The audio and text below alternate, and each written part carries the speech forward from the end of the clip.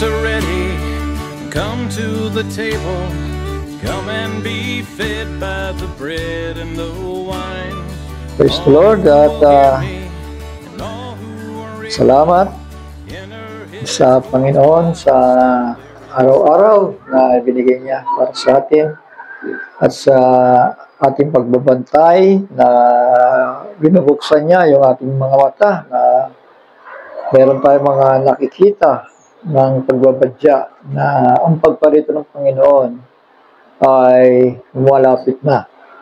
At ang masasabi ko lang, ang mga bagay na ito ay doon lamang sa mga tumalima, nang sabihin ng Panginoon ay magbantay nga kayo sapagkat hindi nalalaman ng oras niyang araw ng pagparito ng anak ng tao. So napakahalaga na pag alam natin na hindi na po biro-biro at makaiwas tayo sa kapahamakan darating, hindi lang tayo, pati mga pamilya, mga mahal sa buhay na maaaring maiwanan at mailagay sa alanganin dahil tadanas ng kapighatian ng lupang ito, mga anak, mga kapatid. So, hindi na po biro-biro. At nariyan na itong mga ang Hamas, parang hindi ko na naririnig, Johnson eh. So, etong ubus na yata. Ito na lamang Persia na supporter ng Hamas. Ang Persia, yan ang matinding kaaway dahil ang Persia ay gumagamit ng mga bansa para suportahan, Hindi man sila direct na umaatake o lumalaban sa Israelita, pero yung kanilang pagtulak sa mga Muslim countries para pahinain si Israel. So kung narinig po ninyo yung mga sinishare namin ni Brother Johnson about the red heifer, may kaugnayan pala yan kaya wala biglang umatake na itong Hamas, Kasi may issue dito. Gusto ko lang basahin ng kapraso lang. Sabi dito, when Hamas spokesman spoke at the mark of the 100th day of the war, yung ngayong gera ngayon, explained to everyone's surprise that the reason Hamas opened the war was because the Jewish people are preparing to bring the red heifer. Ayun pala, alam pala ng mga Amalekites ito, na pagka dumating yung red heifer na yan, na matagal na itong hindi na babanggit, dahil ang mga Hudyo, alam natin, walang templo, walang pare, walang Urim Tumim, nasa labas sila ng kanilang sariling bansa, at puro substitute yung kanilang paglilingkod sa kanilang gathering, puro paglilingkod. At may balita pa nga, si Brother Jackson galing na instead na bull, instead na lamb, ay ang iniaalay nila ay yung manok or kung na may dugo. Mga kapatid, sasabihin, someday you will meet me in Jerusalem, sabi nga ng pare. So ibig sabihin, hindi pa sa panahong ito, mga kapatid, yung types and shadows, Brother Johnson, ay hindi natutupad, walang silbi. Nasanay yung types and shadow na yun. Una, na-realize nila ay patungkol sa kay Kristo, yung unang apat. At yung susunod pang apat ay patungkol sa pangalawang pagparito ng Panginoon. So yun ang kahalagahan ng mga ceremonial feast na ating tinatalakay, mga anak, dahil nagbabadya ng mga anino na ipinapakita ng Ama na siya ay Diyos noon, ngayon at magpakailanman at makapangyarihan sa lahat. Nalalaman niya lahat ng mga bagay. Tama? Yung mga kalooban niya, yung plano niya, nais niya ipakita sa atin para hindi tayo maging mangmang sa pagkakakilala sa Kanya. Tama? Kasi ang mga tao, ang pagkakilala sa Diyos, ganun lang eh. Pero yung pagiging niyang makapangyarihan sa lahat, at siya ay namamahay sa eternidad. Parang sa ngayon marami na hindi nakakaalam na maganong katangian ng Panginoon. Kaya nga nagpapakita siya ng mga anino para ipahiwatig niya na buhay ako at nalalaman ang lahat ng mga bagay.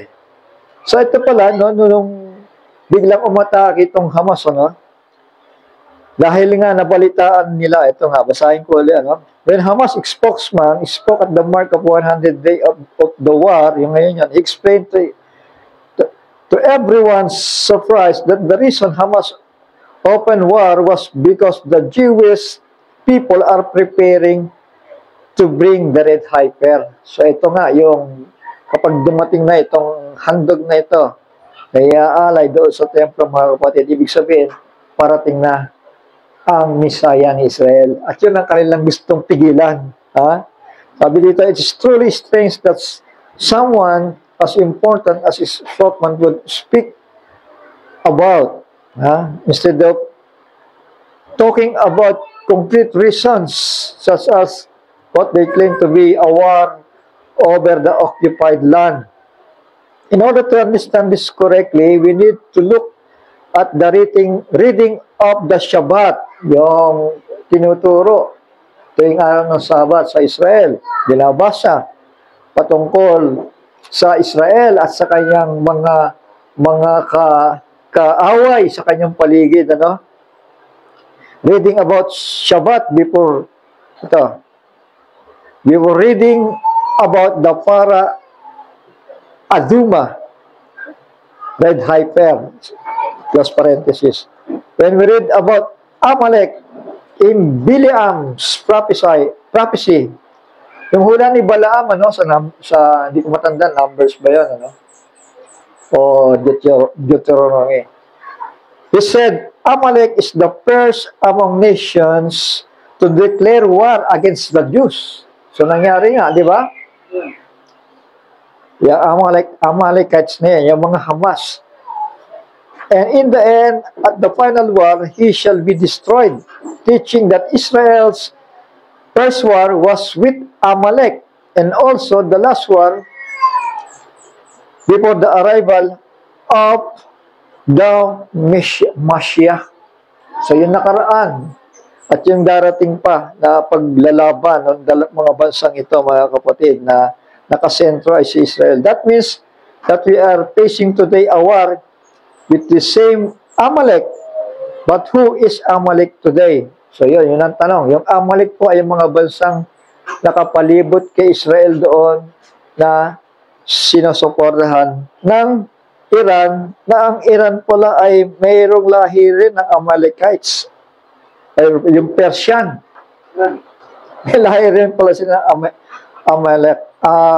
Amalekites. Amalek. Yan.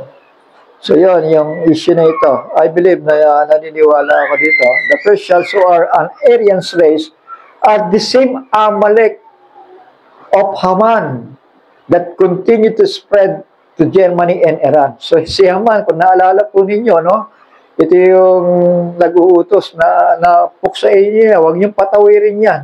Diba? Nag-uutos kay Balaam na isumpa ang lahing Israel. So, alam nila, may kaunawaan sila about doon sa red heifer na yan, mga kapatid, na ngayon lang muling lumabas. Tama?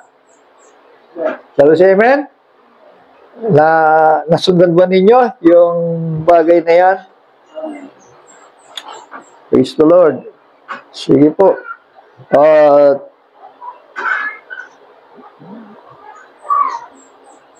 Kailangan na maging updated tayo, mga anak, mga kapatid. Naging mapagbantay. Dahil yan na nire-required ng Panginoon, tama? Magbantay nga kayo. Magbantay nga kayo. Sapagkat hindi nyo nalalaman ang oras, ang araw ng pagparito ng anak ng tao. So, ang revelasyon sa panahong ito, ang kalaaman ay lumalawak. Tama? Amen? Lumalawak at patuloy na lumalawak, mga kapatid. Kaya, mapapansin mo, talagang ang kaligtasan sa mga mananampalataya ay nandoon na. Nandoon na. May patutuo sila ni Jesus eh. Tama? May patutuo sila ni Yahshua HaMashiach. Kaya lang ang problema, yung pagbabantay, yung pagiging updated, yung unawa pa, yung revelated oil na kailangan nila sa buhay nila. Tama? Hindi po sapat. Huwag tayo maging sapat na ligtas na tayo. Kailangan pagsumikapan natin mga updated sa mga mensahe. Tama? Sabi si Amen? Dahil doon, matatakan tayo ng kaunawaan sa ating mga noo. Kaya nga pansinin po natin, maging yung mga nagsasabing mga end-time believer, mga kapatid, miski follower na ni Brother Jackson yan, hindi nga natin alam kung yung mga tinuturin nila, galing talaga kay Brother Jackson o pinaghalo-halo na lang nila. Dahil kung kay Brother Jackson yan, dapat yan, naka-input si Ham, ang message ni Ham. Naintindihan natin? Huwag kayong kurap ng kurap kasi napaka-importante ng mga sinasabi dito. Yung iba, mga kapatid, parang okay lang na parang walang namalayan, na wala namang mahalagang kadahilanan, mga kapatid. Kapag kami pagtitipon, ay tila napapabayaan kahit na pagtitipon ay nasa tabing bahay lang. Napakalapit lang, di ba? Sabi si Amen? So, huwag natin uugaliin yung mga gano'n, mga kapatid. Kailangan, higit po natin pagsumikapan na sa buhay natin ito, huwag natin sasayangin ang mga oras. Huwag natin sasayangin ang mga panahon. Dahil, ang instruction ng Panginoon, magbantay nga kayo. Magbantay nga kayo. Hindi naman sinabi ni Kristo dun sumampalataya kayo. Di ba? Tama. Dahil sumasampalataya naman yung 10 birhen di ba? Ang problema lang, kaya hindi sila naging qualify, mga kapatid, ay kulang sa pagbabantay, mga kapatid. Napakahalaga ng buhay. Uulitin ko lang, mga anak. Napakahalaga ng buhay na ito at napakahalaga ng mga pangako ng Panginoon. Na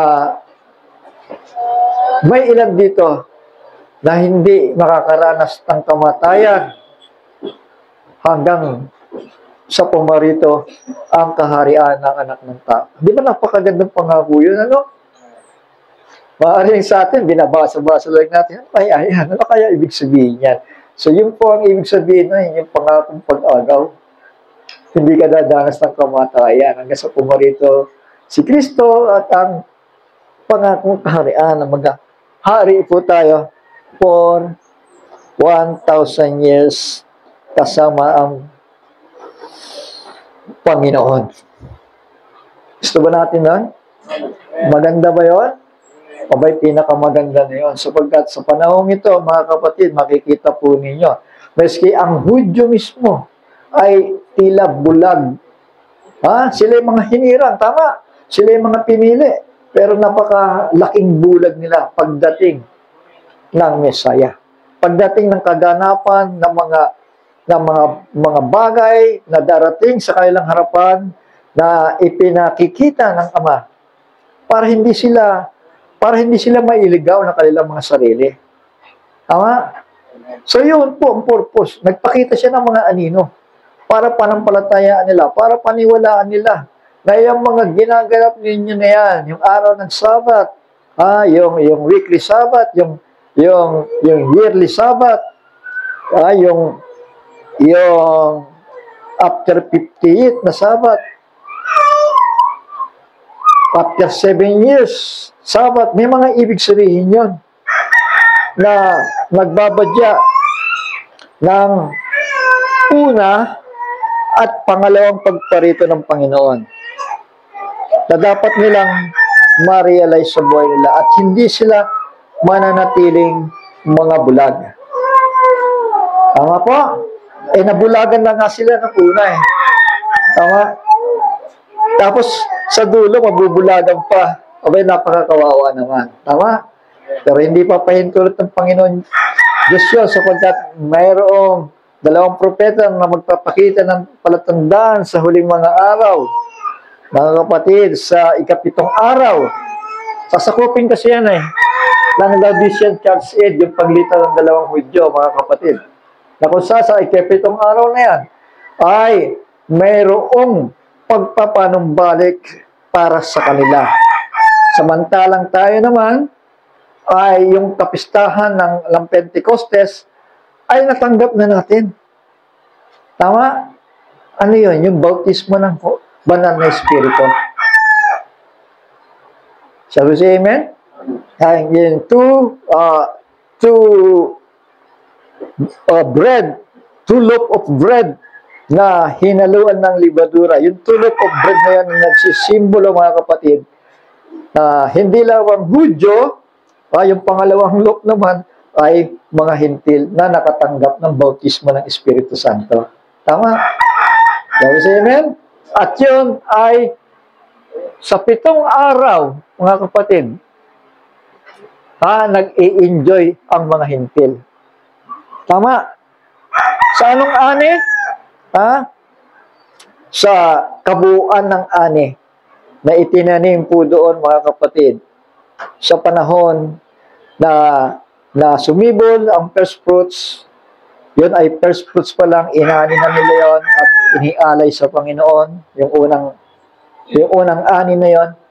At habang naroroon siya, yung tanim na yun, patuloy na namumunga hanggang dumating ang full harvest niya na tinawag pong Pentecost, no? After siguro mga 3 months. Kasi Siban So after the harvest, tapos Siban 6, mga kapatid, yun ay nasa buwan ng May and June, pagitan ng May and June, mga kapatid, na kung saan doon ang kumpletong harvest ng barley at ng wheat ay naani na. Say amen? At patuloy, mga kapatid, na dito umaani ang Panginoon hanggang sa ikapitong araw.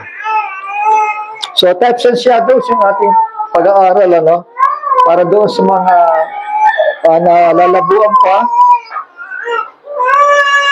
at para doon naman sa mga naninibago sa mensaheng ito, kasi ngayon lang natin ito nabubuksan, mga anak, mga kapatid. So, i-refresh ko na lamang, pero hindi ko natagalan, i-refresh ko na lamang para hindi na masayang yung mga araw. Kasi konti na nga lang tayo, pagkatapos masasayang lang yung pagtitipon natin, mga anak. Kaya nga yan ang kadahilanan na pinagbabantay tayo. Tama? Ang bantay ay nagbabantay din. Tama? Dapat magbantay din kayo. Napakalaga ng buhay. So dito, ito muna pala, yung patungkol sa Sabat. Bibilisan ko lang para hindi masayang. So yan. Yung types and shadow, the law having a shadow of the good things to come. So, alam natin, ang shadow, walang iba, ang mga kautusan. Amen? Shadow na ang may-ari ng katawan ay si Kristo. Colossians chapter 2, verse 16 to 17, Let no one therefore judge you in eating or in drinking or in respect of the festival, yung mga kapistahan yan, yung mga sabat-sabat, or a new moon or sabbats, which are a shadow of what is to come, but the body of the Messiah. Ibig sabihin, lahat ng mga bagay na yon sa kanilang ceremonial feast na ipinapakita doon ng Panginoon, ang pagparito, unang pagparito ng ating tagapagligtas. So, yan. So, two kinds of law, two types of law. Yung moral law, no, about faith yun, ano, about our ethical, yung ating behavior. At yung isa naman ay yung ceremonial feast na tinatawag. At yung mga ceremonial feast na yan, mga kapatid, isa-isahin ko lang, ano, yung tinatawag una na Passover. Yoko muna tayo at bago ako magtuloy-tuloy, mga anak, hingin natin ang patnubay ng Panginoon. Ama naming banal na makapangyarihan sa lahat, muli Panginoon, sa mga oras nito ay ihanda mo po ang aming pag-iisip, ang aming mga puso, ang aming kaluluwa upang sa oras nito ay kami lumakad sa spiritual na bagay at makaunawa sa pamamagitan ng iyong banal na Espiritu na lumagay sa aming kalagitnaan ngayong Panginoon upang buksan ang aming pagkakaunawa sa bagay nito. Ang magbibigay sa amin ng matibay na pananampalataya sa buhay na ito. Panginoon, salamat po ang iyong patnubay at gaway sa iyong mga anak sa pangalan ni Yeshua HaMashiach. Ito po yung aming sami at dalangin. Shall we say amen? Amen. Amen. So yung babanggitin ko dito, 8 sacred feast, mga kapatid. Pero yung 4 ay tinalakay natin na nakaraan, ano, yung huli ay yung the Feast of Weeks or Pentecost or Harvest na Festival of Joy, mandatory and voluntary offerings including the first fruits. Sinama na po yung first fruits of the wheat harvest, show joy, thankfulness for the Lord's blessings of harvest. So yung pong pagpapala, yung buong ani, mga kapatid. At si Kristo ang first fruits na, no? Tama? Sabi sa amen? Siya po ang tinitipuan ng celebration na yon na sineselebra taon-taon ng mga Israelita matapos silang makatakas sa Ehipto sa pamamagitan ng dugo ng kordero. So, sa unang pagparito, mga kapatid, ang alay na dugo ay minsan magpakailanman. Walang iba kundi ang ating Panginoong Jesucristo. Tama? Na hindi nagawa ng mga hayop na iniaalay sa templo for over 1,400 years. Hanggang sumapit ang 1,500 years, nagtitipo sa 15th day, mga kapatid, of month of Abib, na ang kordero ay inialay. Walang iba. Si Kristo once and for all. So, tingnan po ninyo ito, no? Napansinin po ninyo, ito ang pinili ng Panginoon, eh. Alam ba, ito yung month of Abib, na dating Tisri, nung sila nasa Ehipto, binago niya lahat yun. Dahil ang purpose ng Panginoon, sa paglabas nila, ay magliliwanag ang buwan. Nakuha natin? Magliliwanag. Yun lang gusto ng Panginoon. Kaya sabi niya, babaguhin ko, Abib na ang unang buwan. Ano? At sa ika-10, ihanda ninyo yung handog, yung kakatayin, at yung dugo, ipahid ninyo sa inyong mga poste, para pag nakita ng anghel, yung dugo na yan, ay lalakpasan kayo ng mga salot. So, yun ang panahon ng kanilang pagtakas. Yung 14th day na yun, mga anak, yung 14. Mapapansin po ninyo na nagliliwanag po ang buwan, at pagdating ng 15th, ito, wala na pong maibibigay pa ng higit pang liwanag. Ibig sabihin na ipahayag na ang kordero at ang kanyang mga salita ay pinagpepestahan na, mga kapatid, mga anak. Yung unleavened bread na walang iba kundi ang mga aral at turo ng Panginoon patungkol sa kaligtasan at patungkol, mga kapatid, sa buhay na walang hanggan. Ayan po, nagliliwanag po doon. Ano? At alam, sabi, may 7 araw. Unleavened bread. So magsisimula siya doon sa Sabat, sa 15, 16, 17, 18, 19, 20, hanggang 21 yon. At pansinin ninyo, unti-unti nang dumidilim, papunta sa panibagong buwan. Kaya yan ang pinili ng Panginoon. Gusto niya nagliliwanag. Dahil may kaugnayan ito sa Book of Revelation. Revelation chapter 12. Saka na po yun. Natin pag-aaralan yan. So yan. At yung pagkabuhay ng maguli, mga kapatid, nag-start ng after the Sabbath. Dahil namatay si Kristo doon sa 14th of Aviv. Tama? Sabi si Amen? Si Kristo, bandang alas 3 para sa atin, 3 hours na lang ay magpapalit ng araw, magiging Sabbath day na. Bawal sa Hudyo maglibing ng Sabbath day. Tama? Sabi si Amen? Kaya doon pala sa alas 3, mga kapatid, yung unang araw ng kanyang kamatayan ay ni-request na ni Amaritia, yung kanyang bangkay at inilibing. At saan siya nagtungo? Sa kalaliman. Tama? Ha? Type siya ni Jonah. Tama? Si Jonah ay naparoon sa kalaliman sa pamamagitan ng whale. Tama? For 3 days and 3 nights. Pero si Kristo, sa ating na pag-aralan, ay hindi eksaktong 3 days and 3 nights dahil mabubulok ang kanyang katawan. Tama? So, yan ay representasyon lamang na meron tatlong araw na siya'y namatay at nabuhay siya sa kinabukasan ng Sunday. Tama po? Day of the Lord. Yun ang tinatawag na Day of the Lord. Tama? Hindi araw ng Sabat, kundi araw ng tinatawag ng first fruits sa Israel. Tama? Ha? Second day ng unleavened bread. So, yung tinatawag na first fruits naman na ipinipresenta yung mga ani na yan na kanilang inani, mga kapatid, sa harapan ng Panginoon.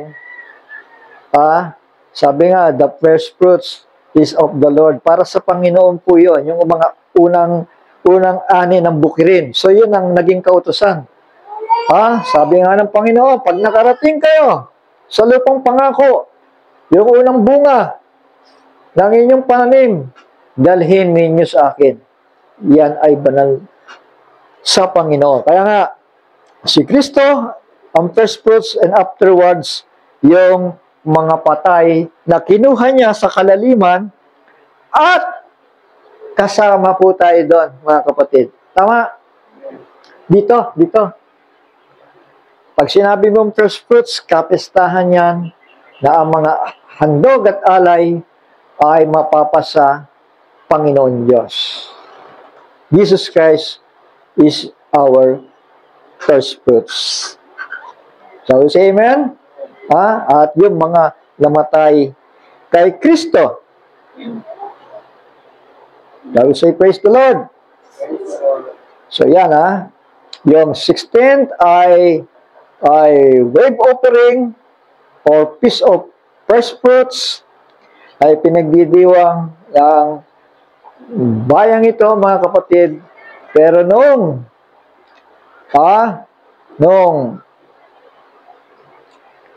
ang katuparan ay lumalay na sa harapan nila, maraming naniwala pero marami din ang tumanggi. Daw say amen? Kaya na ang Panginoon ay naghanda ng kapahingahan sa lupain ng Israel. On the 7th year. Ano yung kapahingahan na yon? Hindi na nila matatamnan pa yung lupain na yon. Dahil itataboy sila ng Panginoon sa ibang lupain sa kanilang pagtanggi, sa kanilang misaya. Mamaya, babasahin natin yung mga kapistahan na yan, mga kapatid. Yung Feast of Trumpets. So, yan po yung tatalakayin natin ngayon. Yung another 4, Feast of Trumpets, yung Day of Atonement, yung Feast of Tabernacles, at may isa pa, yung Sacred Assembly. May pinapahiwatigan po ito mga kapatid patungkol sa eternidad. On progress yun mga kapatid. Talagang ang Panginoon alam niya lahat ng mga bagay. Dito, kaganapan ng 4 na kapistahan.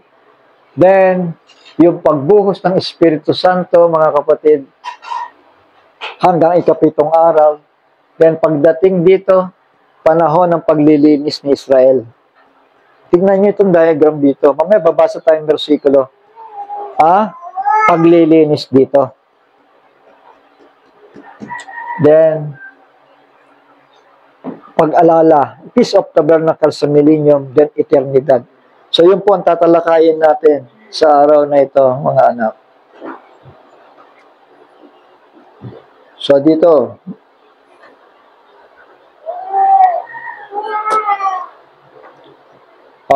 Leviticus 23 verse 3, 6 days work is done, but the 7th day is Shabbat. So, ito, yung 7th day ay magiging kapahingahan sa kanila. No? Sabado, tama? Pero, sa panahon natin, kagaya ng ipinaliwanag ko kanina, ay ang mga mananampalataya ni Kristo ay sumamba sa panahon ng unang araw. Sabi sa amen? At simula noon, ang gathering ng mga mananampalataya, whether Jews or Gentiles, ang naging special sa kanila, mga kapatid, mga anak, na araw na pagtitipon at sumamba sa Panginoon ay yung first day of the week. Sabi nila sa demonyo daw kapag sumasamba ka ng linggo. Yan ang sabi ng Seventh-day Adventist. Para sa mga Hudyo, malamang ganun din kasi na-adopt lang naman yun eh. Tama? Lalo sa amen? Nasusundan ba ninyo? O paulit-ulit na ako? Mga kapatid, may higing paulit-ulit. Si Kristo rin nagpapaulit-ulit eh. So yan, mga anak, hindi tayo mga Hudyo na nangingilin pa ng Sabat. Tama? Sabi sa amen? Kasi ang Sabbath day, para sa mga Hudyo yun, ayon sa kautusan. Nasa ilalim sila ng kautusan. Pero tayo, nasa ilalim tayo ng kautusan ng Espiritu ni Kristo. Tama? Dahil hindi ka pwedeng sumamba sa araw ng Sabat na si Kristo nasa ilalim ng libingan. Sabi sa amen? Nasa ilalim siya, pumunta siya sa kaliliman. At nung nasa-resurrect siya muling nabuhay, that is the first day of the week at nakagisnan na. Naging tradisyon na sa mga Kristiyano na sumamba, magtipon, mag-ipon-ipon sa araw ng Sunday. First day of the week. Hindi po masama yan. Ang totoo nga ang Kristiyano, hindi lang naman Sunday Araw-araw dapat Kung talagang lulubin at kung kailangan na ikaw ay updated sa Panginoon. Tama?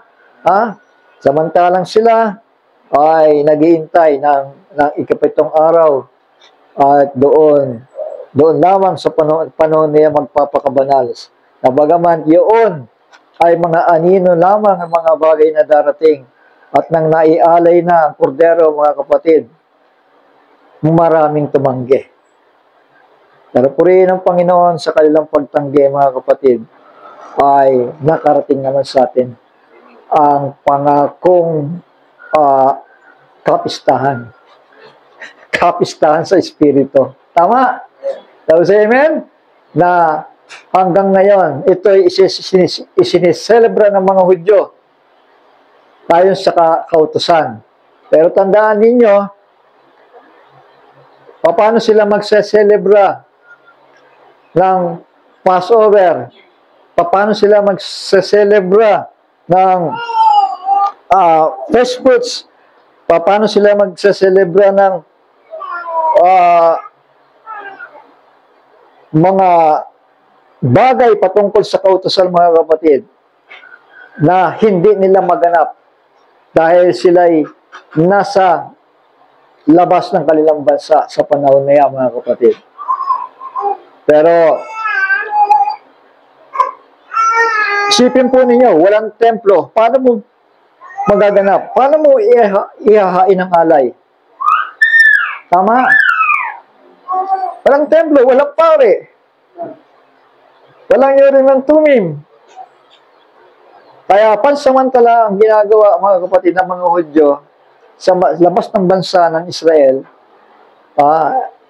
Alam natin yung Israel nando sa Wailing Wall, di ba? Tama? Ang ginagawa nila, darasal doon,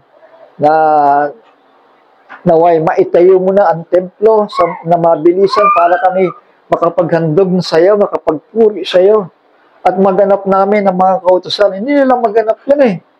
Kaya may kwento si Brother Jackson, I believe, naniniwala ako dahil yung mga Hudyo daw, ang ginagawa nila dahil hindi naman tumpak yung lugar na pag-aalayan, naging ano na nila, nakawilihan na nila ang ialay ay manok instead na mga kordero. Ano? Yung dugo daw ng manok, mga kapatid, yung pinapatulo nila.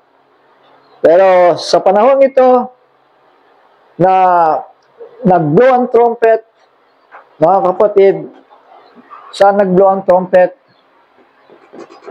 Dito sa panahong around, sabihin na natin 1906. Dahil dito nagkaroon ng idea na si Israel ay ibalik sa kanyang sariling bansa. Ang mga Zionists at ang mga Kristiyanos nagtulong-tulong, mga kapatid, na naawa kay Israel para sa panahong ito, sa ikapitong, sabihin natin, ikapitong araw, mga kapatid, yan ang first day, second day, third day, ay manawagan ang mga taong ito sa mga Hudyo sa buong mundo. So, tinawagan sila para para bumalik na sa kanilang sariling bansa. Tama? Kasi, hindi magaganap ang totoong anino na nais ipahiwatig ng Panginoon kung hindi tama ang handog, kung hindi tama ang lugar, kung hindi tama ang kaparaanan. Naintindihan natin? Kasi darating lamang ang Panginoon na kapag ibinibigay na ng kanilang ritual, ng kanilang ceremonial, yung tamang anino. Katulad nito, tamang anino ang binibigay, tama? Shall we say amen? May templo, tama, may pare, may tamang handog. Ngayon, dumating ba si Kristo sa unang pagparito? Dumating. Kasi lahat tama. So, say amen. Ngayon, dahil sa pagtanggi ni Israel, mga kapatid, on the 7th year, pinagpahinga ang lupa. Ibig sabihin, hindi na kayo magtatanim dyan. Ibang tao na. Mga hintil na. Kaya yun ang kadahilanan. 70 AD, mga kapatid, si Israel ay pinagtabuyan na ng mga Romans sa pamamagitan ng General Titus. Pinagtabuyan sila sa iba't ibang bansa. No? Tapos, amen? So, yun po. Mamaya, mabasa po natin. Maaga pa naman. Gusto ko lang ikwento sa inyo kasi inisip ko na baka nagbasa ko.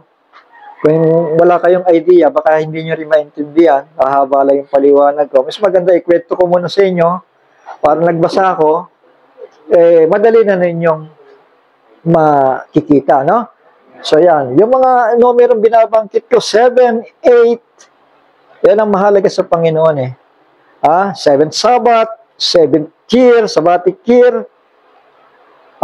yung ika-8th day, yun ang mahalaga, yung mga numero na yan, mga kapatid. Kaya, madali lamang natin maintindihan. Yun ay pag-aanino lamang. pagpapakita ng Panginoon na ito ang aking ginagawa, para sa bayang ito. So, hindi nila na-realize yung first coming, bagamat ilang libong taon nilang ginaganap, mga kapatid, yung mga tamang ritual, tamang seremonyal, pagdating ng kordero, totoo, na minsan nag-ahalay ng kanyang buhay, lumagpas na sa kanila. Amen? Diyan nagalit ang Panginoon. Diyan galit na galit dahil hindi sila nakinig. Hindi nila binigyan hindi nila pinagtuunan ng pananampalataya ang mga kasulatan. Naintindihan natin? Para sa kanila, oy, pesta na, kainan na. Ganun eh. Sa susunod na taon, ganun na naman, pesta na naman, magkakati na naman tayo, ang saya-saya. Nagpupuri sa Panginoon. Pero mga kapatid, nagpapahiwatig na ito sa una niyang pagparito. Pero kinilala ba nila? Karamihan sa kanila nag-reject. Hanggang sa unti-unti, mga kapatid, ay pinabayaan sila ng Panginoon. Pinangalat sila. Yun ang naging katuparan, mga kapatid. Kaya, hindi nila maganap ang tamang ceremonial, mga kapatid. At dahil alam nila na hindi sila magiging katanggap-tanggap sa Panginoon. Tama. Siyempre, pag-aalay tayo, saan ang templo? Saan ang kordero na iaalay natin? Wala. Tama. So, substitute na muna tayo. Katayin muna tayo ng manok dyan. So, ganun ang ginagawa ng mga Israelita ngayon sa iba-ibang bansa, no? Tama. Dahil walang templo, paano mag-aalay? Walang altar. Kaya nga, mga kapatid, darating ang panahon, makukumpleto yan. Tama, Brother Johnson? Dahil susukatin ni John. End time, John. Susukatin niya kung tama na ba ang paghahandog, tamang pananampalataya, tamang kaparaanan. Importante ang end time dyan sa end time. Na kapag ni-reject mo yan, sigurado ako hindi ka kasama sa rapture. Kahit anong laki ng simbahan mo, maiiwan at maiiwan ka. Hindi ko sinasabi mapapahama ka, pero may dakilang kapighatian pag nag-reject ka sa kasulatan. Mga kapatid, pahalagahan natin kung saan tayo nililid ng Panginoon. Dahil pag nagmatigas tayo, pagbabayarin ng tao ang kanyang pagtanggi sa bawat kasulatan. Amen? Ganun lang sa kasimple. Bakit? Ano bang ministry ni John? Sukatin ang templo. Sukatin ang pananampalataya ng Israel kung tama na ba. Bakit? Dahil ihahanda na tayo sa rapture. 7 thunders will utter their voices. Sa pangunguna ni Juan. Napakaraming susing dala na magbubukas, mga kapatid. Bagamat simpleng mensahe, pero may susi na magbubukas sa deep teachings. Maraming hindi ko kilala. Follower ni Brother Branham, follower ni Brother Jackson. Hindi ko maitim, i-reject ng tao. Ang tingnan mo, may liwanag ba? May pahayag ba? Yung tao na yan. Tama ba? Kasi kapag tumingin kayo, sa akin siguro, kapag tumingin kayo sa itsura ko, sakitin Nahina. Mga kapatid, kapag gaganyan, pag hindi tumagos yung salita sa puso ng tao, sayang. Ang gusto ng mga tao ngayon, yung pangiliti Pangiliti sa tenga. Tapos nagsisigawan, Amen, Hallelujah, Amen, Hallelujah. Hanapin ng Panginoon. Revelasyon. Revelated oil, nakahanapin ng Panginoon. Oy, naging masaya ba kayo? Oy, sayawan kayo. Saya niyo, nakakaingit kayo Paglabas ng simbahan, may naiintindihan ba? Mga kapatid ko, sanctification by the word ang kailangan ng tao. Kahit sabihin mo magsayawan ka dyan, maglundagan ka dyan. Any gifts of the Holy Spirit, hindi yan makakapag-sanctify sa'yo kapag nag-stop. Hindi ka darating, hindi ka ililid sa liwanag kapag ka ang tao ay hindi humakbang sa katotohanan. Matutulad lang kay Israel. Mga kapatid, 70 AD, nag-stop na sila eh. Bagamat yung anino na pinapakita doon, nagpahiwatig na, yung Kristo, balikan ninyo. Yung dugo ng kordero, yan, nag-alis na kasalanan nyo. Hindi na nila binalikan eh. Kasi kung binalikan nila yun, sana hanggang ngayon, kasama sila. Tama? Sa pinagpepestahan ng mga hintil. Pero, mga kapatid, pagka narinig nga ang pangalan ng Redeemer sa Israel ngayon may penalty pag nangaral ka about the Redeemer. 1 taong kulong pag nangaral ka ng Jesus. Ano yan? Pinili ba sila o hindi? Pinili sila, tama? Pero bakit hanggang ngayon? Humigit ko mo lang 2,000 years. Lalo pa nga lumala, dahil pag nangaral ka ng Jesus sa kanila, kulong ka, penalty ka. Maaari ka pang magulpe. Tama. Ganun ang sitwasyon ngayon sa mga hirang at pinili ng Diyos. Dahil lamang hindi nila pagtanggap sa kasulatan. Importante ang kasulatan dahil yan ang mapa natin Hindi pipes. Ang sabi, worship God in spirit and in truth. Hindi pwede sasamba ka lang. Sayaw-sayaw kang gano'n, in spirit. Tanong, asan yung truth? Tama? Kagaya ng mga Hudyo, sige handog, sige alay. Yung truth dumaan na sa harapan nila, lumagpas Tama? 70 AD. Di ba kayo? Great tribulation para sa inyo yan. Pero yung mga hintil na may mesta, sige, patayin nyo na kami. Kasi ganyan talaga ayan ang kaaway, White horse, red horse, black horse, pale horse. Mga kapatid, walang laban yung horses na yan kung eto ang kasama mo.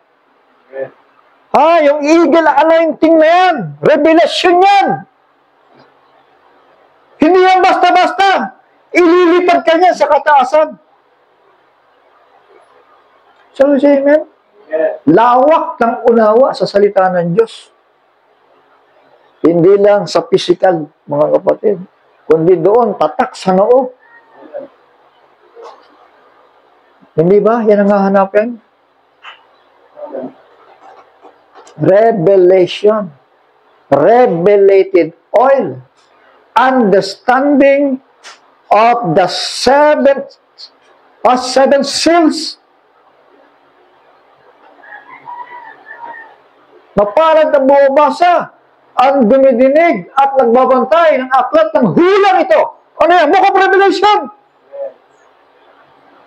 Hindi, magsayawan na lang tayo. Kaya nakakatap pati ang mensahe ng thunders. Hindi ba ninyo alam ang mensahe ng kulagyan ng rapturing faith? At sino ang first bang of the thunders? Walang iba kundi si Juan.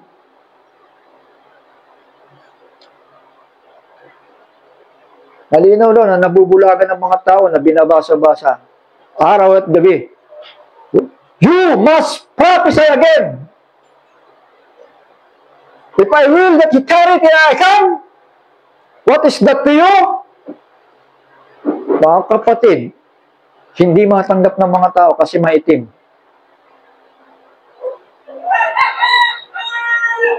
Anong tendensiya? Pabalik sa mensahe ng denominasyon.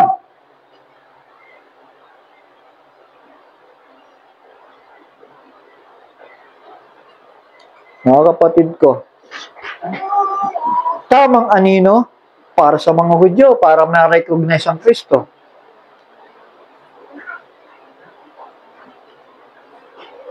Tamang pare, may templo, may altar. Pero, lumagpas. Sino ngayon ang namimesta? Tayong mga hintil ang namimesta. Alam pinagpepestahan? Ang purong salita ni Kristo. There are 7 days eating of unleavened bread. Mga kapatid, mga anak. 7 days eating of unleavened bread. Pag sinabing unleavened, wala kang tatanggihan sa salita ng Diyos. Na kapag binasa mo, darating, at mangunguna, huwag mong i-reject. Huwag mong i-reject. Mga kapatid, napakahalaga na bawat kasulatan, tinatatak natin sa ating noo. Para hindi po tayo maiwan sa pangako. Mapalad ang bumabasa. Di ba? Mapalad ang dumidinig. Mapalad ang nagbabantay ng aklat. Na ito.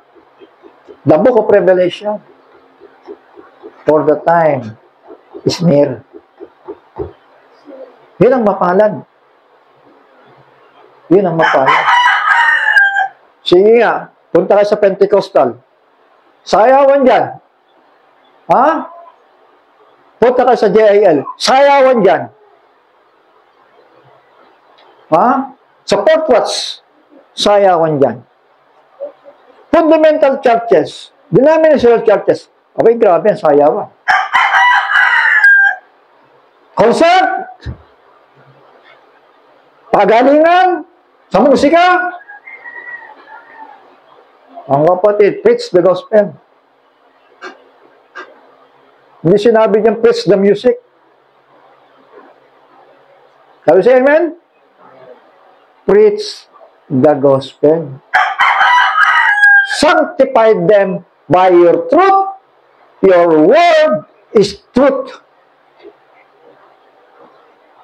Mga kapatid, yung salita ng pagpapahayag, doon ka malilinisan. Para hindi masayang yung pag-iintay mo sa rapture. Masakit ang salita ng Diyos, mga anak, mga kapatid ko. Kung kayo nasasaktan, mahal kayo ng Panginoon. Di lang masasabi ko. Hindi kayo baliwala sa Kanya. Dahil kung baliwala kayo, bahala ka na sa buhay mo. Dahil ang Panginoon, laging nagpapaalala para hindi tayo mailigaw. For there shall rise false Christ and false prophets. Mga kapatid, ang Polish Berean, consider sila as false Christ. Bakit? Mali ang mensahe. Minsan tumama, pero later on, lumihis. Tama. Ang mensahe ng Panginoon from the first church age hanggang dito, kailangan pure word of God yan. Dahil kapag ka basag-basag, mga kapatid, matutulad lang sa panahon ng Dark Ages. Ano yung meron sa Dark Ages? Kapighatian. Amen. Kapighatian. Nakita na natin yan sa pamamagitan ng history. Nakita na natin yan sa pamamagitan, mga kapatid, ng church history. Panahon na ito, mga kapatid, na ang itinuturo, sumampalataya sa Diyos. Sumampalataya sa Diyos. Sumampalataya sa Diyos. Abay, ikumpara mo naman sa panahon natin, tandaan natin, ang pinili ng Panginoon ay first day in the seventh day. Seventh day of unleavened bread. 7 araw yun. Pagdiriwang, kakain ng tinapay na walang libadura. Walang libadura. Walang labis, walang kulang. Kung anong pagpapahayag sa panahon na yan, dapat yan ang kakainin. Walang putol. Dahil ang salita ng Panginoon ay nagliliwanag. Hanggang sa dumating, mga kapatid, na mangyari ang pangakong pag-agaw sa mga hintil at lilitaw ang 2 propeta sa bayang Israel. Anong purpose ng 2 propeta?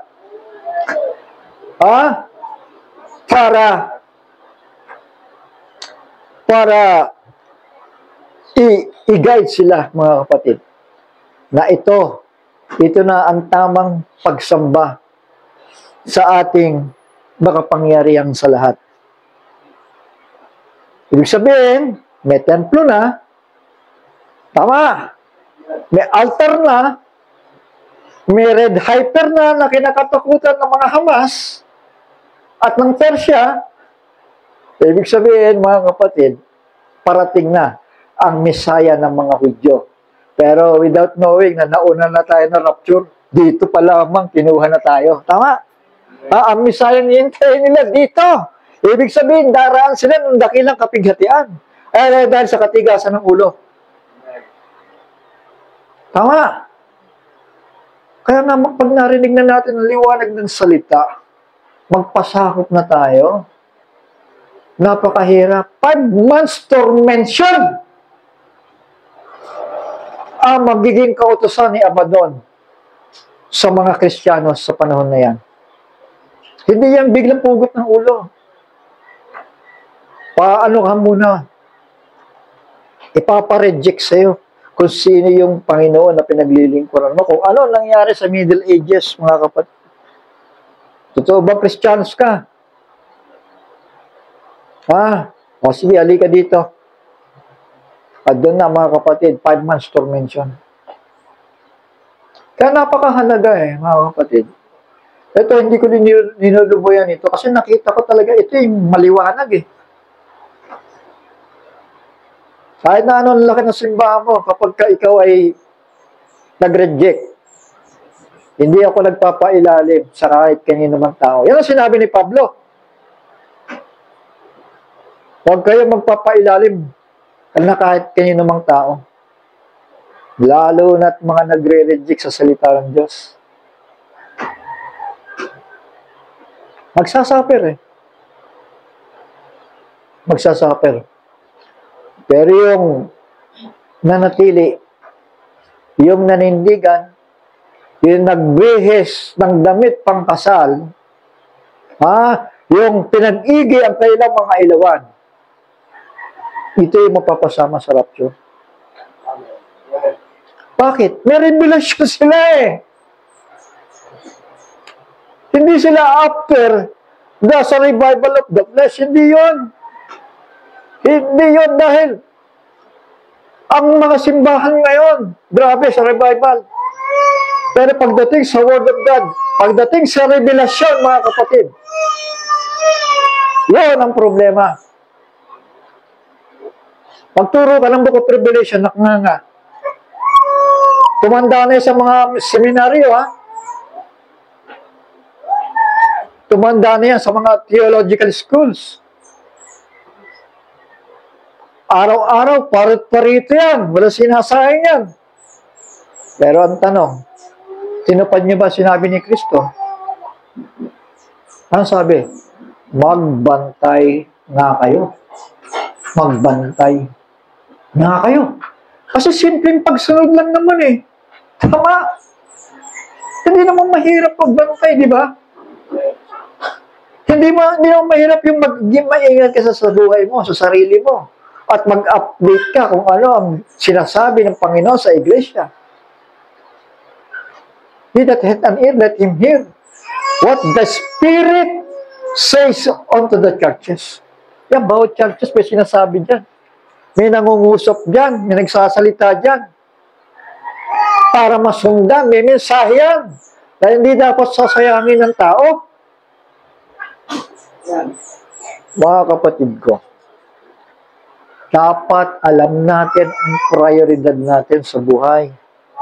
It is the Word of God, the living Word of God, the pure and living bread of the gospel. Kasi pag nag-reject yan, sigurado ako yung buhay niya, rejected din eh. Hindi lang natin alam. Pero maraming balita. Hindi ako bumabase doon. Kasi chismis yun eh. Ang binabasihan ko, Word of God. Dahil once na tumanggi ang tao sa Word of God, may kababalaghan yan. Niwala ba kayo? Hindi lang hayag, pero lilitaw at lilitaw ang katotohanan. Dahil hindi siya nalilinis. Hindi siya nasasanctify by the Word of God. Walang kapangyarihan yung salita ng Diyos kasi nireject eh. Ha? Walang papasok na revelasyon. Kaya na mangyayari? Nagkakaproblema sa loob. Kaya yung tulad ng Panginoon yun, magkakaproblema sa loob. Magkakaproblema sa loob. Kayo rin.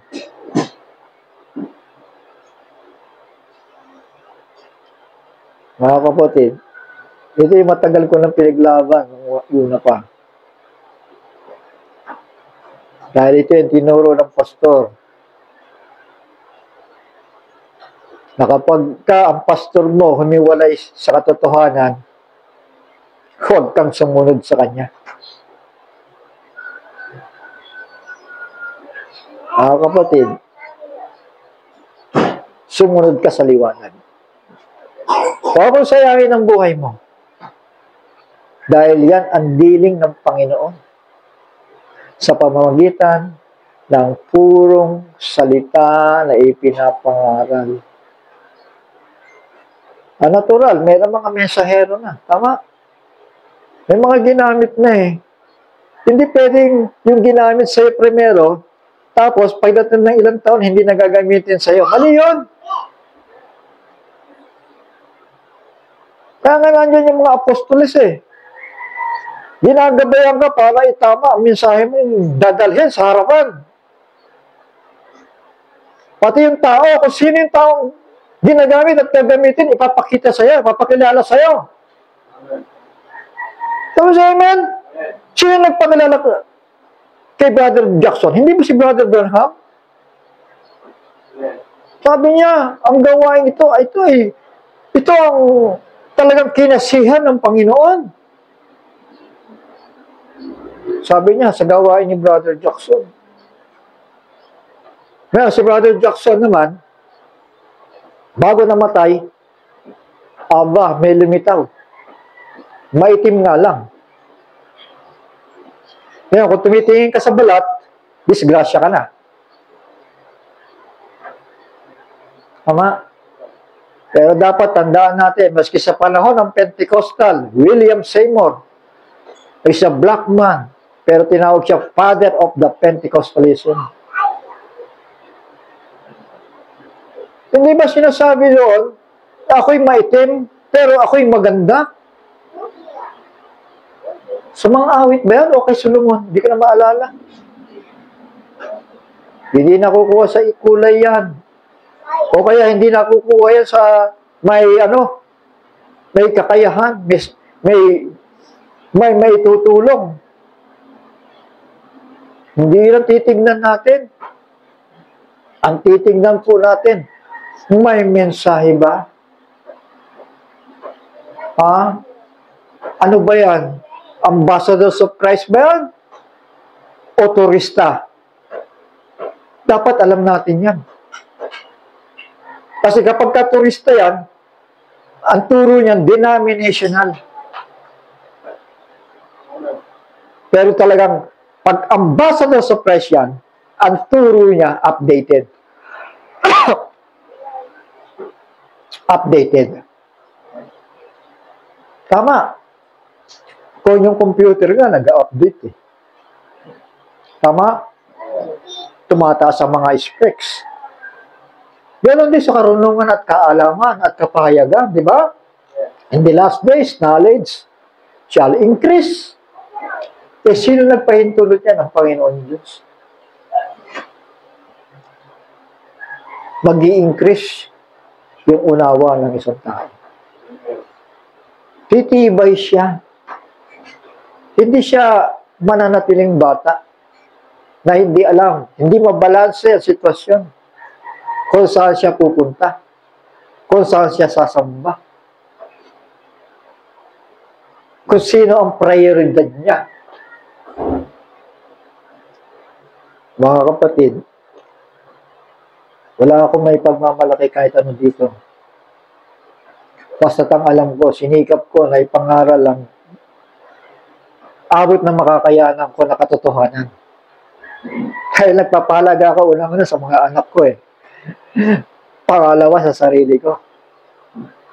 At ganun din sa buhay ninyo. Kaya hindi ko pahihintulutan na, mga kapatid, walang salita na maghahari sa kalagitnaan natin. Hindi ko papayagan yan. Di ba? Sabi sa amen? Hindi ko papayagan yon. Hindi ko alam kung 40 taon na o 30 taon na, mga kapatid, na tinayaong ko mensahe ito. Dahil, sabi ko sa sarili ko, ito ang maliwanag na mensahe. Pero anong ginawa ng mga tao? Abay, nag-invento eh. Sige nga! Kung katotohanan kayo, hindi dapat kayo nag-invento ng misteryo.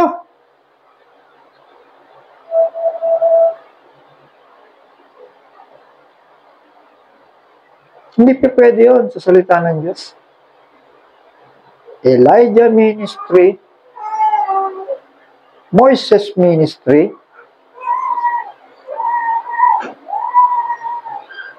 ano pa? John ministry. Yun ang malinaw sa Biblia.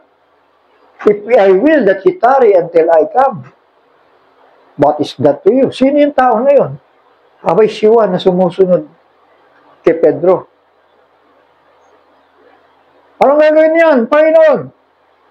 Hindi ba iniutos na, you must prophesy again.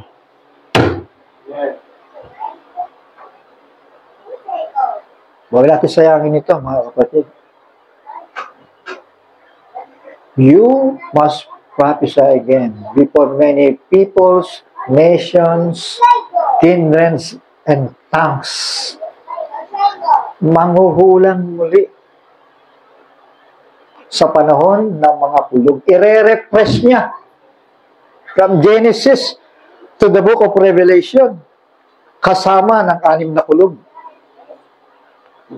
Bakit po? Kasi paparito ng Panginoon sa rapture eh. Yung half-hour silence na yun. Eh, bakit sa preaching nawala? Yan ang napapala. Dapat kasama yan sa preaching. Dahil ay tinuturo ni Brother Jackson at ni Brother Branham. Bakit nawala ang kulog? Mga kapatid, at tayo magagawa, pinagbabantay tayo ng Panginoon. Hindi po personal ito. Kesa ako managot sa buhay ng mga tao, magalit na magalit.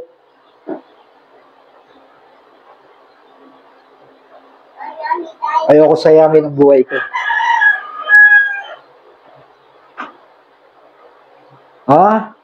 Sa mahabang panahon, sumakit talaga ang mata ko. Pati yung kakaprasong utak ko, sumakit talaga sa pagsasaliksik, mga kapatid. At hindi ko binitawan ang liwanag. Dahil alam ko kung sino yung nagdadala. Sino yung ginagamit. At hindi ko pakakawalan. Dahil isa lang ang buhay ko. Ngayon pa kaya, napakarami natin dito. Mga kapatid, isang kaluluwa lang. Napakahalaga sa Panginoon yan. Kaya nga, ayoko, miski yung matatanda na inaagaw na ng lupa talagang nilalaban ko yun dito mga kapatid Hindi ako tumigil dito. Hindi ko inisip na, matatanda na to, tigil ko na nga to. Wala naman na itutulong sa akin itong mga matatanda na to. Mahirap lang Pero hindi ganoon. Kailangan mong ituloy sila sa anumang liwanag na kanilang pwedeng maintindihan at maunawaan sa buhay na ito. Alam niyo yung mga matatanda na yan, nag-iiyakan Naghahanap ng magbabautismo sa kanila Ha? 93, 90, 83. Yun ang mga edad nila noon. Nangamatay na nga sila yung isang 93, asan ba yung magbabautismo sa akin dito? Magkano ba ang bayad? Sipin mo, wala pong bayad dito, libreng binigay. Sige nga. Mga kapatid ko, si Kristo nabuhay ng simple. The man of sorrow. Hindi maluho ang buhay niya. Sabi sa amen? At isa siyang halimbawa. Tama, she's a great provider. Sabi sa amen? Great provider. Pag inimbitahan kayo, punta kayo dito, magtuturo ako. Siya magpapakain. Tama? Hindi yung, pumunta kayo dito dahil magtuturo ako. Halika, punta tayo sa kainan. Saan? Mahal dyan Maya-maya, ito na, singilin mo na. 5,500.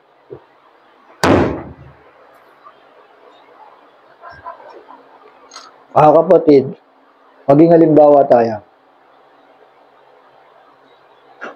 Maging halimbawa tayo.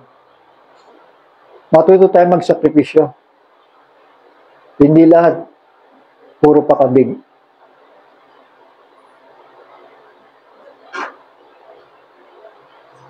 Pero say amen? Pag ako nang imbita,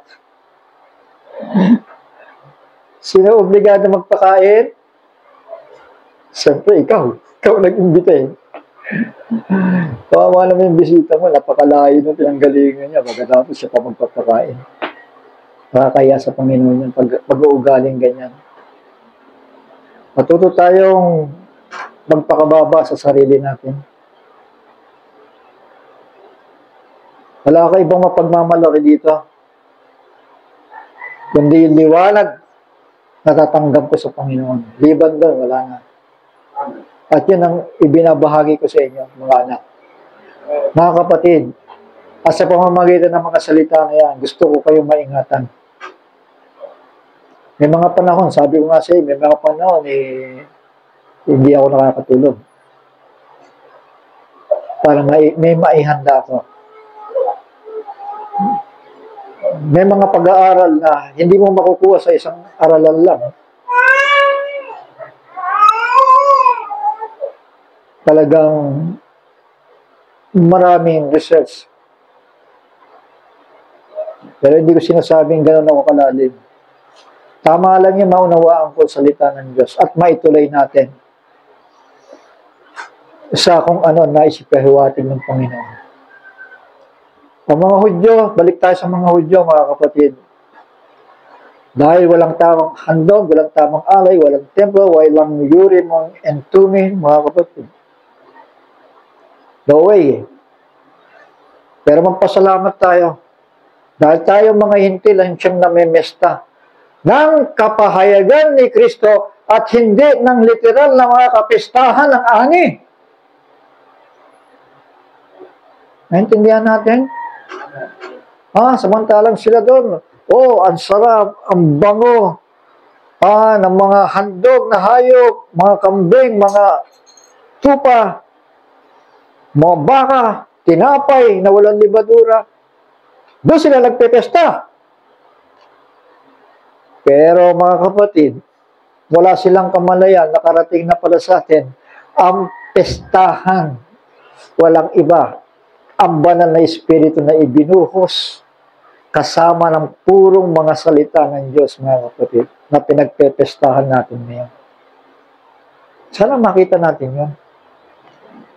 Ang kapistahan ay hindi sa anumang bagay, kundi sa bawat kapahayagan na binubuksan ng Panginoon sa ating kalagitnaan. Amen. Sabi siya, amen. Alam niyo, masaya ako kapag may nabubuksan sa akin. At hindi ako mapakali. Kapag naiisip ko, no, Lord, kailangan kong sagutin mo ako sa ganitong tanong ko. Siyempre, hindi naman kara-kara yun. Pero salamat sa Panginoon dahil nagliliwanag.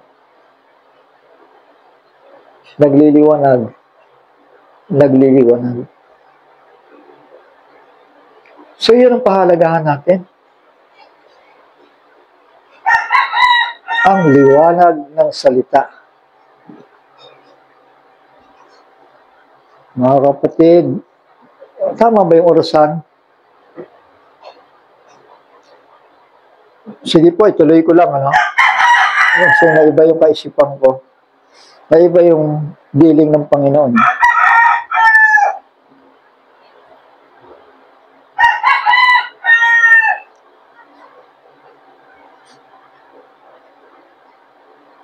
So, yun.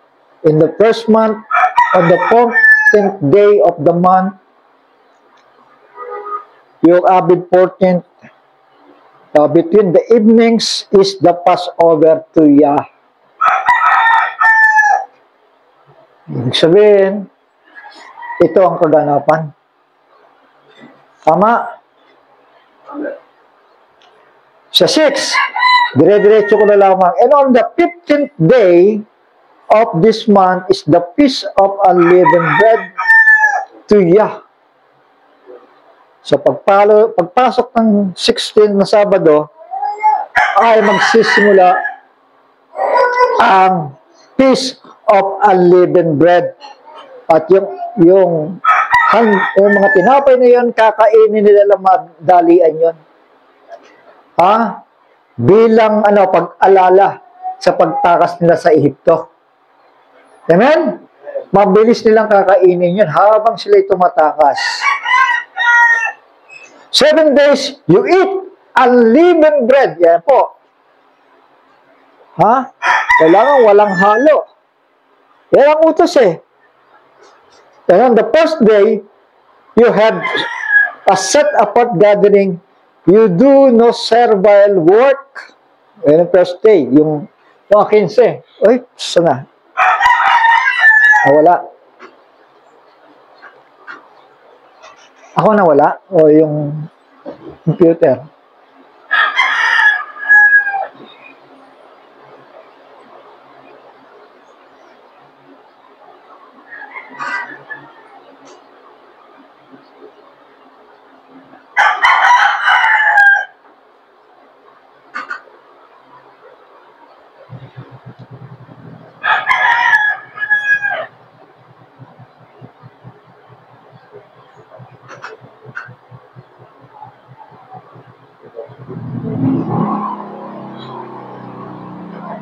So, ituloy ko lang po.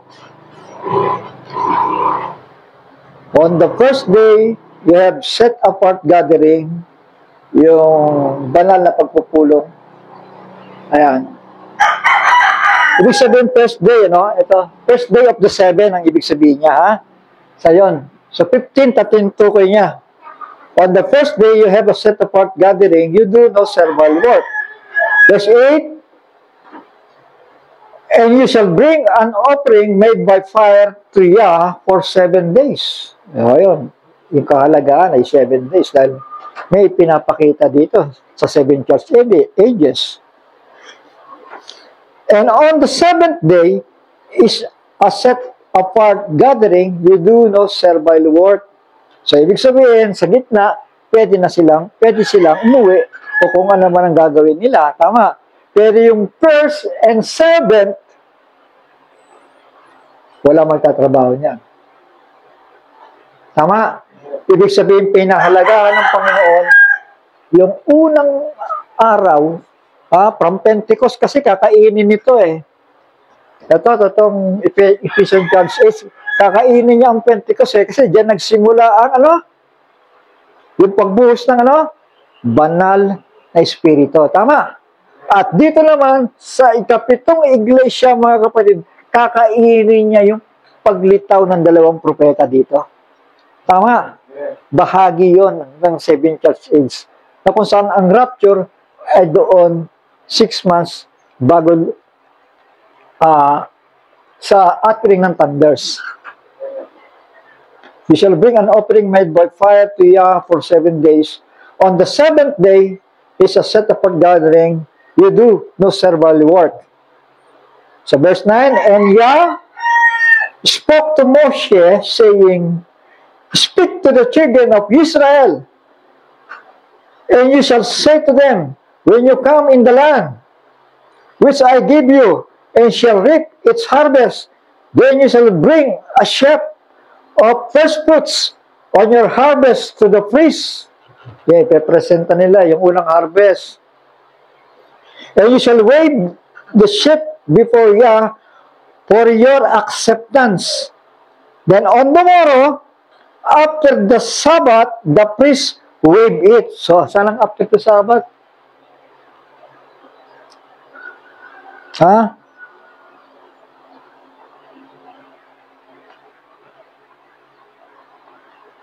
Asa na ba tayo? First month, 15 days. Ito, on the first day. So, yan. Pag sinabing he shall wave the sheep before Yah for your acceptance, ito po yung sheep offering. Papatak siya ng 16th. Ibig sabihin, resurrection of Jesus Christ. The first fruits from the dead. Tama? Amen? Yun ang piece of first fruit. Yung first day na yun, mga kapatid. Or tinatawag na Day of the Lord. At doon, sinamba siya, mga kapatid.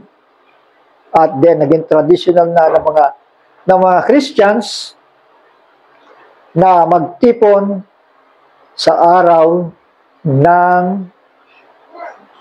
linggo. So, yan, tuloy ko. And ye shall wave, ayan, the sheep before Yah for your acceptance on the morrow. After the Shabbat, the priest wave it. And on that day, when you wave the sheep, you shall prepare a lamb, a year-old, a perfect one, as a burnt offering to Yah. So mga kapatid, meron pa rin pag-alala sa kordero sa pamamagitan ng isang lamb na susunugin sa harapan niya. And its grain offering, 2/10 of an ephah of fine flour mixed with oil, an offering made by fire to Yah, a sweet fragrance, and its drink offering, 1/4 of a hin of wine. So kasama yon, bread and wine. At yung handog na susunugin sa harap ng Panginoon. And you do not eat bread or roasted grain or fresh grain until the same day that you have brought an offering to your Elohim. Allow forever throughout your generations in all your dwellings. So yun, kautusan sa kanila yun. Mahigpit yun. Nakautusan sa kanila. Sa 15, and for the morrow after the Shabbat, from the day that you brought the sheaf of the wave offering, you shall count for yourself 7 completed Sabbath. So, from 16, bibilang na naman daw ng ilan? 7 Sabbath. So, bibilang ka 1, 2, then another month na yon, 3, 4, hanggang pumatak ng 7, 6. Yun po ay papatak ng 7 Sabbath muna. 7 times 7 is 49 days. Ngayon, after the Sabbath, yung first day doon, ay yun po ang tinatawag na kapistahan ng Pentecost. Yung a day after the 7th Sabbath. Kasi ang ibig sabihin ng Pentecost ay 50th day. 50, di ba? Kaya 7 Sabbaths, ibig sabihin 7 times 7. So kinabukasan nun, yun ang pinaka 50th day. Tama? So yung kinabukasan, yun po ang araw ng pagdiriwang ng Pentecostes sa mga Hudyo, na aanino sa di ba, after 50th day, bumuhos ang Espiritu Santo sa upper room, tama? Amen? Yan ang pagpahiwatig. Yan ang pag-aanino ng mga kapistahan na yan na sineselebra 1,500 taon. Tumutukoy po yon hanggang sa panahon ng Pentecostes. At hanggang ngayon, mga kapatid, tayo nag-i-enjoy ng panahon ng kapistahan ngayon, spiritually na. Tama? Amen? Hindi nga naman malayo ng mga Hudyo na nasa baba eh. Diba? Yung mga alagad, 120 nasa upper room. Tama? Nung bumaba sila, yung mga Hudyo nagpepesta sa literal na kapistahan. Tama? So, anong ginawa nila? Sinermonan ngayon nila, nangunguna doon si Pedro. Tama? Ipinakikilala, mga kapatid, yung Feast of the Passover. Walang iba, naganap na sa ating tagapagligtas na si Kristo. Tama? Amen? Kaya sabi nila, mga kapatid, anong aming gagawin? Abay, magsisi kayo.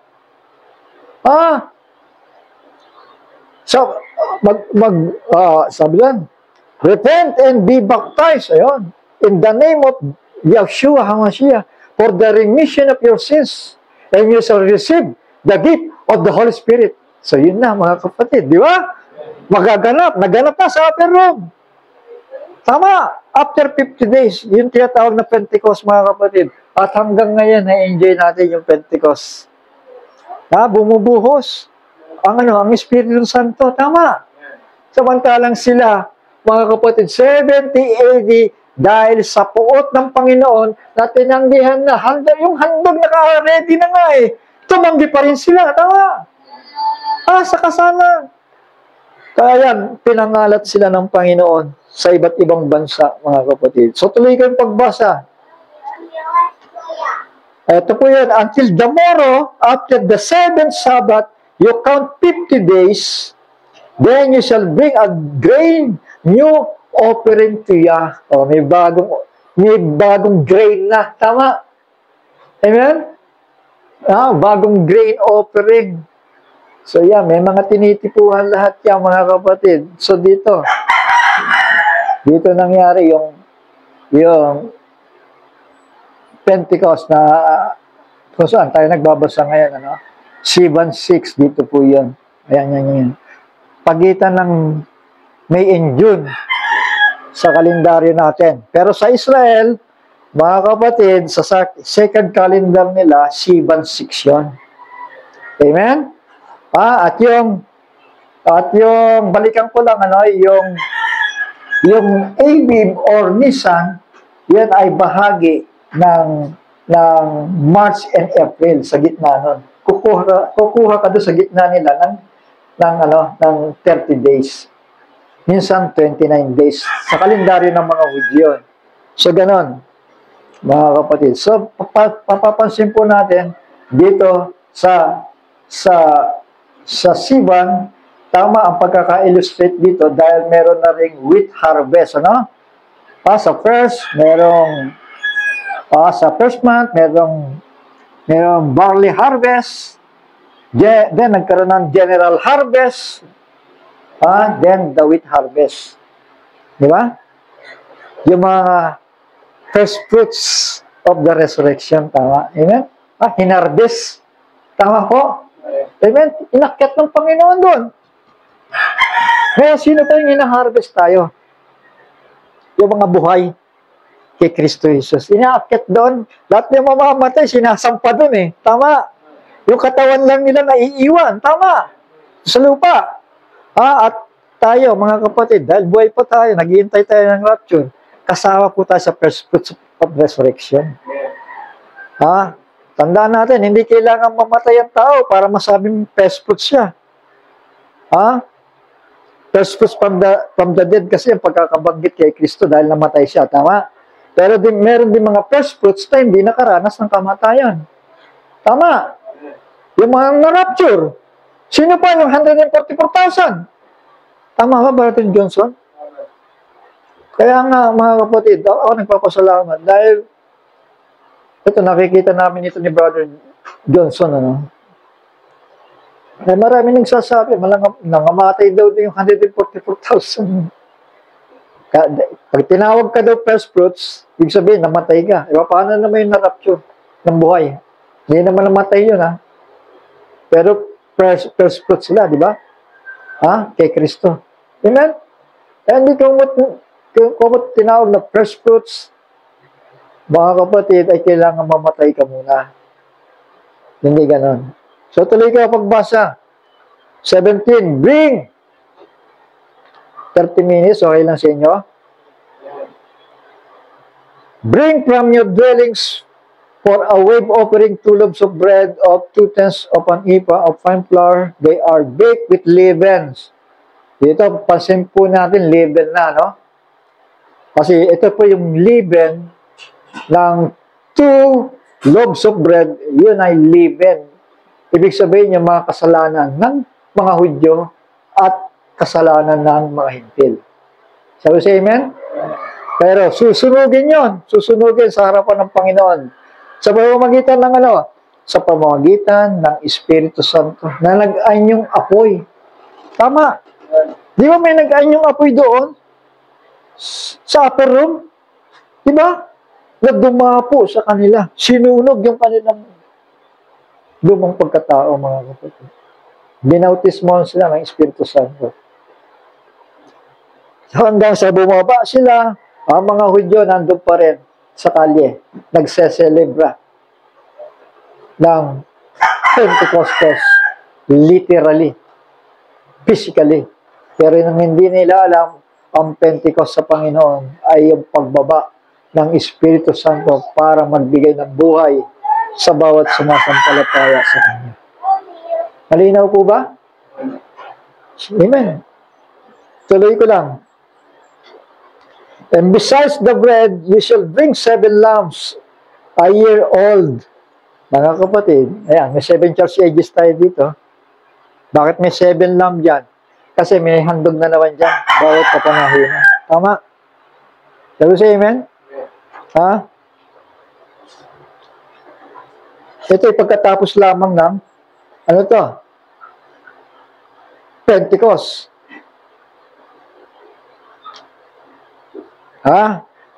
You shall bring 7 lambs a year old, perfect ones, and 1 young bull, and 2 rams. Mga kapatid, yung transfiguration, si Kristo yung nasa gitna. Yung alay. Tama. Kaya nga, sabi ko nga kanina, yung red heifer na yan kaya sumala kayang Hamas sa Israel dahil nakita nila na meron ng red heifer, ibig sabihin, padating na ang Messiah ng Israel. Alam nila yun eh. May alam din sila. Kaya, sige, paputukan na ng missile para hindi matupad na dumating yung misaya ng mga Hudyo na yan. Tama? Dahil ang pinaniwalaan nila si Muhammad eh. Tama? Sabi sa amen? Kaya umatake ang Hamas, pero bigo sila. Tama? Sabi sa amen? So yan, nag-connect mga kapatid, yung mga bagay na ito. Shall bring 7 lambs, a year old, perfect ones, and 1 young bull, and 2 rams. They are burnt offering to Yah, with their grain offering, and their drink offerings, an offering made by fire, for sweet fragrance.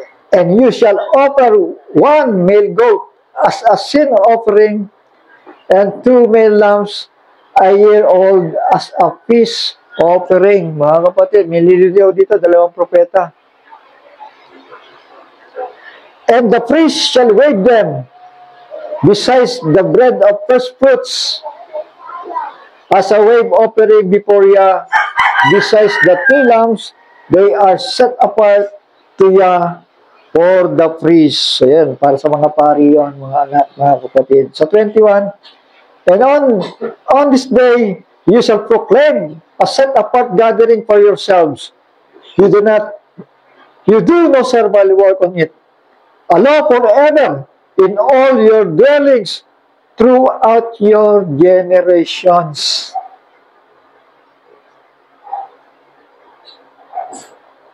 Sa 22,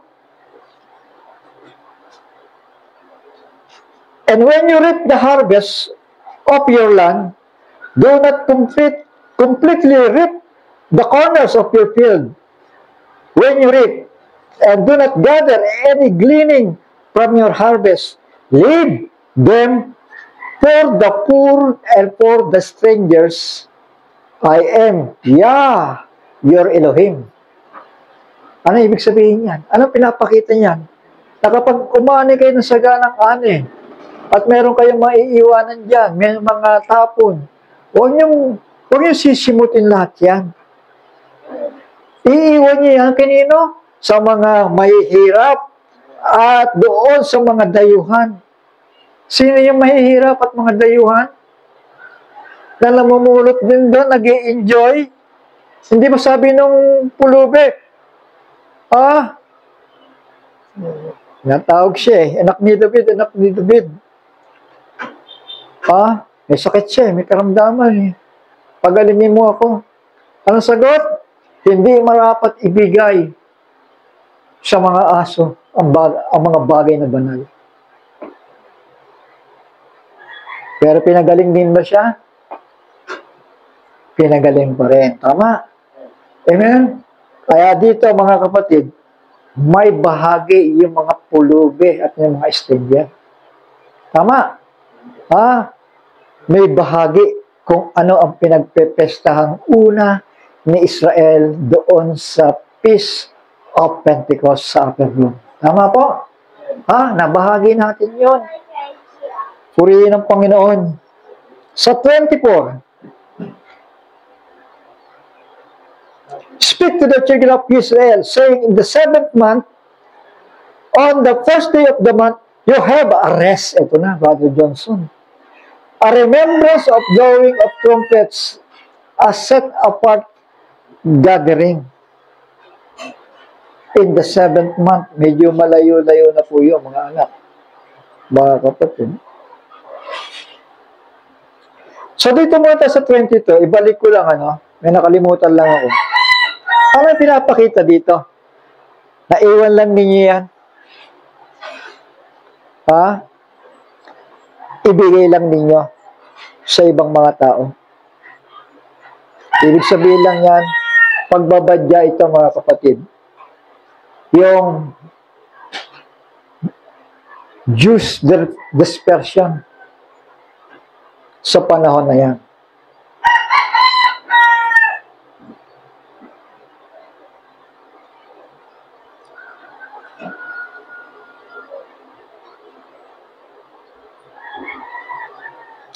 Exodus 23, verse 10 to 11. 6 na taong hahasikan mo ang iyong lupa at aanihin mo ang bunga. Dadapot sa 7 taon ay inyong iiwan at babayaan. Brother Johnson. Tama. Anong inaaninuhan yan? Pambayang Israel. Mga kapatid, hindi sila mag-i-enjoy sa 7 taon. Tama.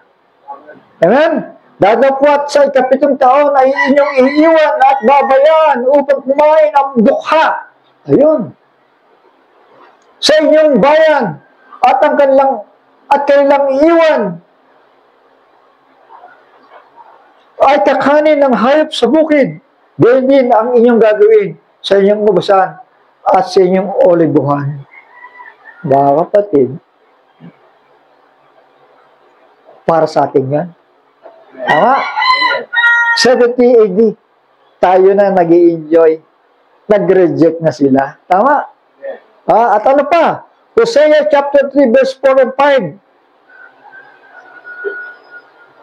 For many days the children of Israel are to remain without sovereign, walang hari, without prince, walang prinsipe, without slaughtering, walang katay, walang handog, without pillar, so yung pillar of fire na namamahay ang Panginoon doon, and without shoulder garment or house idols. Walang pari nga mga kapatid walang shoulder garments. Afterward, the children of Israel shall return and seek Yah, their Elohim, and David, their sovereign, and fear Yah and His goodness in the latter days. Brother Johnson, hindi dito. Dito. Tama. Pagpahinga mo muna yung lupa. Tama. Huwag niyong tataniman, huwag niyong aanihan. Sa mga mahihirap yan. Tipo ng mga hintil. Tama. Tipo natin. Na walang mga aba. Na walang kilalang Diyos. Pero ngayon, ay nagpakilala siya sa atin. Para makatamasa tayo ng kapistahan na yun. Amen? So, naghihintay si Israel. Anong ngayon ang kalagayan nila? Bumaba ka pa rin. Tama? Hosea chapter 1, chapter 6, verse 1 to 3. Come and let us turn back to Yah. Ito na, babalik na sila. For He has turned, sumusugat. But He does heal us. Pagagalingin sila. He shall stricken, nalalakit siya. But He bind us up.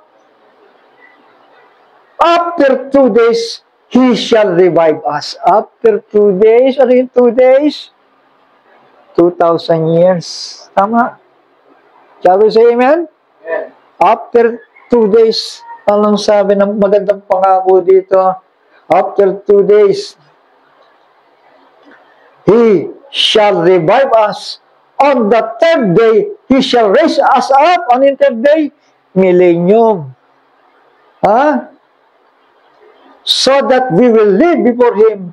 So let us know, let us pursue, know Yah, His going forth is as certain as the morning, and He comes to us like the rain, like the latter rain, watering the earth. Saan yung first rain? Dito, sa Pentecost. Naintindihan natin? Saan yung latter rain? Dito. Bubuhos ng Panginoon sa mga Israelita. Tama? Sabi sa amen? Let the latter rain and the early rain watering the earth. Sa buong mundo pala, mga kapatid. Jeremiah chapter 16 verse 14.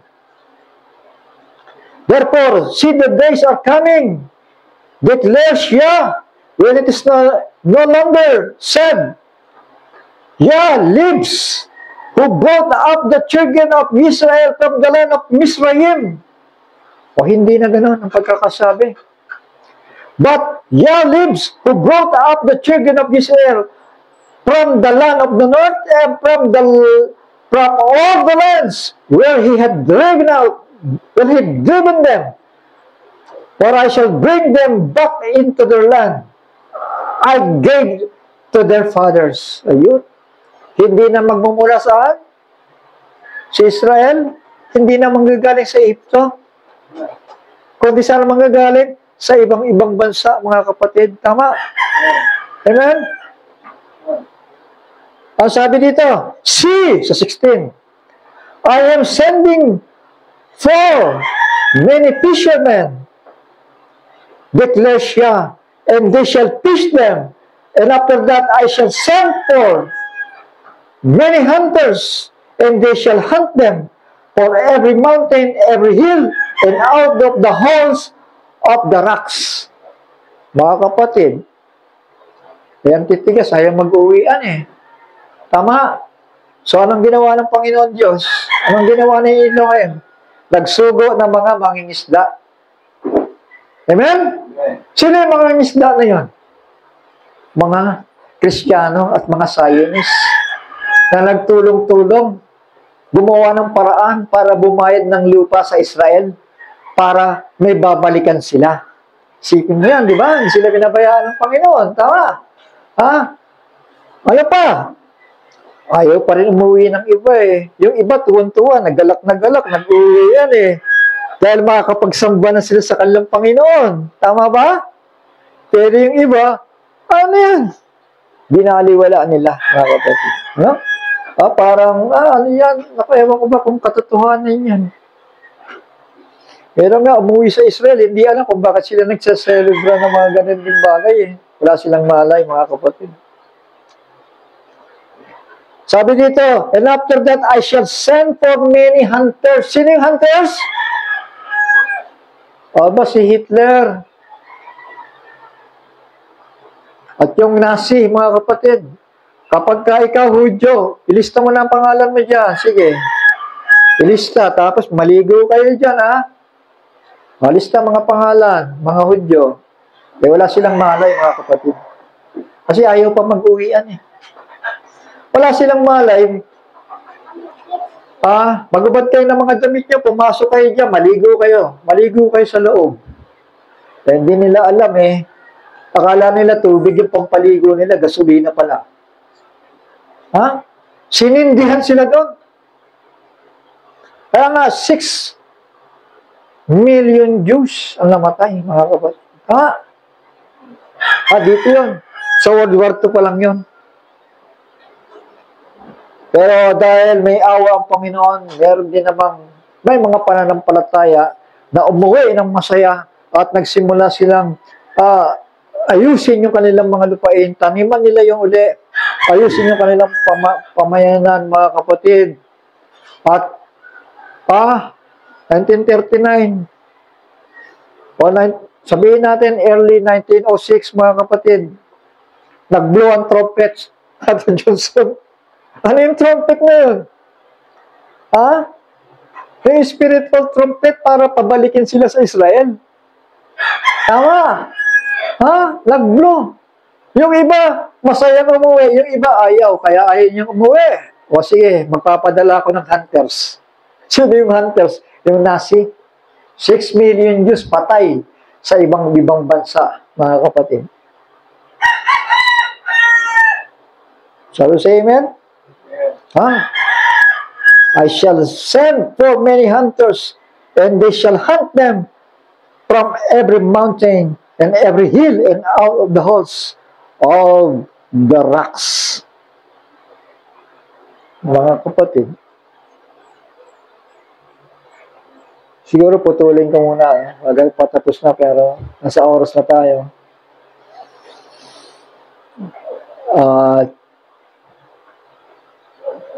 Ang Panginoon nagbibigay ng mga anino. Nagbibigay ng palatandaan. Kaya, huwag tayong tumulad kay Israel. Bagaman, nasa harapan na nila. Nasa harapan na nila. Nakatay na nga eh. Kinatay na nga yung kordero eh. Nag-iimbita na lang kasalan eh. Pero sige pa rin sila reject. Salamat tayo. Dahil naihumpong tayo sa punong oligo, mga kapatid. Panghawakan natin yan. Yakapin natin yan. Biyaya yan na tinanggihan nila. Dahil pagdating ng panahon, ay ibabalik na sa kanila yan. Tama? At sino naman na magsasuffer? Eh, yung mga tatanggi sa rapture. Tama. Yung tatanggi sa kasalan. Kasi, tumanggi sila sa kasalan eh. Kaya nangyari ang mga bagay na yan. Ngayon naman, may kasalan tayo. Ang bridegroom, nakabihis, hindi na siya nakahubad. Mga kapatid, bababa siya dito. Tama. Ikakasal tayo sa kanya. At doon tayo, mananatili tayo sa taas habang may dakilang kapighatian.